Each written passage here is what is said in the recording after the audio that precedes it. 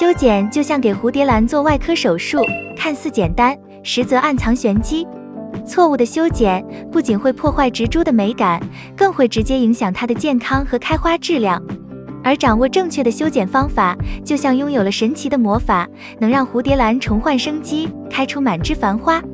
今天就跟着我一起解锁蝴蝶兰修剪的终极秘籍，别再让错误的修剪毁掉你的心血。1. 气生根修剪。蝴蝶兰的气生根修剪不能一概而论，不要不剪，也不要乱剪。对于新手来说，往往可能因为不了解气生根的作用，而错误地剪掉了健康的根，反而影响了植物的生长。而对于一些经验丰富的花友，可能会因为担心修剪过度，导致蝴蝶兰失去重要的根系支持，甚至长期忽视修剪，导致气根过多、杂乱，影响植物的美观和健康。因此，正确的修剪时机和方法非常关键，既不能随意修剪，也不能过于懒散。如果在蝴蝶兰养护过程中，发现气生根本身或者气生根的部分已经出现腐烂、干枯或发黑，要毫不犹豫地及时修剪。不及时修剪的话，不仅影响植物的吸水能力，还可能成为病菌的滋生地，影响整盆蝴蝶兰的死活。另外，如果气生根过于密集或杂乱，会影响整体的美观，特别是在植物长得非常快的时候，可以适当剪掉一些。除此之外，如果气生根生长的过长，可能会影响到植物的生长空间，特别是种植的容器比较小的情况下，可以把过长的气生根修剪掉。不过话说回来，如果没有上面说的这些现象的话，那么就保留着它继续吸收养分和水分，不需要修剪。你以前修改过气生根吗？修剪过的请回复1，没有修剪过的请回复0。蝴蝶兰的养护过程中，最重要的不是气生根的修剪，花后修剪才是重中之重。但这也恰恰是很多花友容易忽视的一个步骤，特别是对于新手来说，可能会因为不知道要修剪，造成很难复花的严重后果。而对于一些经验丰富的花友，可能会因为不了解花梗的修剪方法，而做出过度或不足的修剪，影响蝴蝶兰的2次开花。因此，正确的修剪方法和时机是复花的关键。接下来，我们将详细介绍蝴蝶兰花后修剪的技巧，帮助大家在花期结束后，为蝴蝶兰的下一次花开打下坚实的基础。2. 蝴蝶兰花后修剪。蝴蝶兰的花后修剪有2种方法，看看你适合哪一种吧。1. 剪掉部分花梗，常用的方法，在花开败后，剪去花梗的1/3。这种修剪方法适用于大多数家庭，尤其是新手或忙碌的花友们，又或者养护的温度和湿度不完全理想的环境。因为这样的修剪方法对植物的要求较低，即使没有过多的精细管理，蝴蝶兰也能在8至12周内继续抽出新的花件。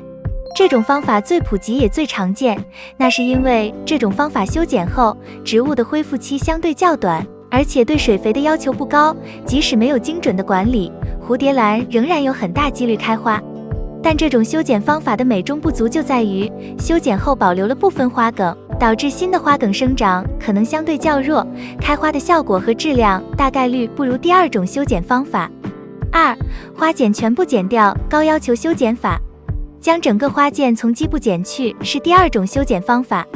这样的修剪方法要求更高，修剪后需要精确的水肥管理和温度控制，以确保蝴蝶兰能够重新抽出强壮的花件。但养护得当的话，新长的花件通常会更加健壮，花朵的质量和数量也可能更好。毕竟从基部重新发出的花件能够获得更多的养分和水分，所以生长得更加旺盛也就不足为奇。但这种修剪方法的缺点是对养护环境要求更高，温度、湿度、光照和水肥的管理都需要更精细。如果没有合适的环境条件或管理经验，可能会导致蝴蝶兰无法成功复花，特别是对于新手来说，难度比第1种大很多。总结一下，第1种修剪方法适合家庭养护、忙碌的花友或初学者，在温度和湿度不太理想的环境下，也能实现较高的复花几率。第2种修剪方法适合经验丰富、能够精准管理植物水肥和温湿度的种植者。虽然养护要求较高，但修剪后的蝴蝶兰花件更强壮，开花效果和质量通常也会更好。如果我的内容对你有所帮助的话，记得点个赞鼓励一下。花后修剪对于复花尤其重要，但日常的修剪是蝴蝶兰保命的基础。下面就说说日常的修剪。3、日常修剪。蝴蝶兰的日常修剪是日常养护的重头戏，特别在春季和夏季的生长期，此时蝴蝶兰正在快速生长，修剪可以帮助植物保持健康并促进新芽的生长。但对于很多花友来说，可能并不好判断是否要修剪。下面就教你读懂蝴蝶兰发出来的求救信号。1、如果蝴蝶兰的叶片变黄，尤其是叶尖或叶缘部分开始变黄，并且逐渐向中部蔓延，这通常意味着该叶片已失去功能，需要修剪。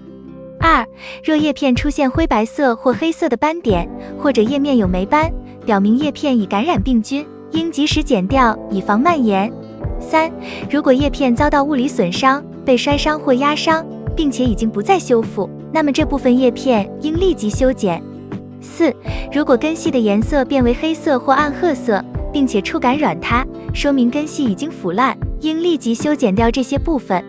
5、健康的气生根应该是白色或浅绿色的，如果发现根部中空或有空洞感，这部分根系已经死亡，也应剪去。读懂这些信号后，正确的修剪方法才会事半功倍。1、叶片修剪。使用干净的剪刀修剪掉已经发黄或出现病斑的叶片，修剪时应该靠近叶柄的位置，尽量避免伤害到其他健康的叶片。剪刀需要平行于叶片，沿叶柄基部的地方修剪，修剪时尽量避免剪得太接近叶柄，以免伤到植物的主干。2、根系修剪。在换盆时检查根系，如果发现有腐烂的根，应该修剪掉。这些腐烂的根通常是黑色的、软的，或者发出腐臭味。修剪方法就是用剪刀或修枝刀从根系基部修剪，去除黑色、软化的根系。通常修剪时保留大约3至4根健康的气生根。叶片修剪后，新叶通常会在2至3周内开始生长，健康的叶片会逐渐恢复绿色丰满，能有效增强光合作用。而根系修剪后，根系恢复期通常需要1至2周，健康的根系会开始在植株周围生长。4、换盆修剪。蝴蝶兰换盆时，如果有以下现象，也要修剪，比如根系过于密集，影响植物吸收水分和养分，或者在换盆时发现根系中有黑色、软化的根，也要立即修剪掉。修剪方法也不难，修剪时要小心，避免伤害到白色或者浅绿色的健康根系，将腐烂根剪掉，剩下的根应该能够自由地伸展，以便蝴蝶兰能够继续吸收水分和养分。另外，如果发现换盆时蝴蝶兰的花梗已枯萎或者叶片受损，可以一起修剪掉。